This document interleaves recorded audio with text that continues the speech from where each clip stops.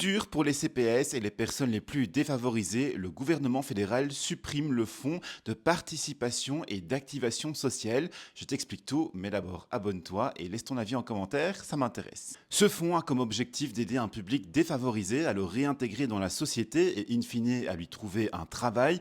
Il permet aussi de lutter contre la pauvreté infantile en achetant par exemple des biens de première nécessité tels que des lits et de la nourriture. Et donc en 2025, son enveloppe va déjà être réduite et puis purement et simplement supprimée en 2026. Les CPS fustigent cette décision qu'ils estiment dangereuse et incohérente notamment au regard du fait que un des objectifs du fonds est de remettre les personnes à l'emploi, ce qui est aussi un des objectifs affichés par le gouvernement fédéral. Un des problèmes que les CPS pointent également, c'est que le montant de l'enveloppe est réduit dès maintenant alors que les investissements ont déjà été engagés par les CPS et puis supprimé en 2026 au moment où les exclusions du chômage débuteront.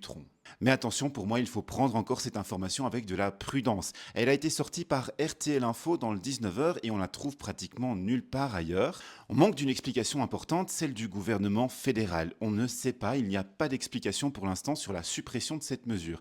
Or, on parle d'un budget de 20 millions d'euros. Une goutte d'eau dans l'océan du budget fédéral, une économie pratiquement insignifiante. Et ça serait donc particulier qu'on fasse passer comme ça toute seule une mesure qui serait une telle attaque contre les personnes les plus défavorisées sans que ça ne rentre dans un plan plus global. On est donc peut-être sur une mesure qui rentre dans une réforme plus large avec d'autres implications et le seul élément de réponse que j'ai pour l'instant se trouve dans l'accord de coalition fédérale où il est clairement marqué noir sur blanc que toutes les aides sociales vont être revues et plafonnées.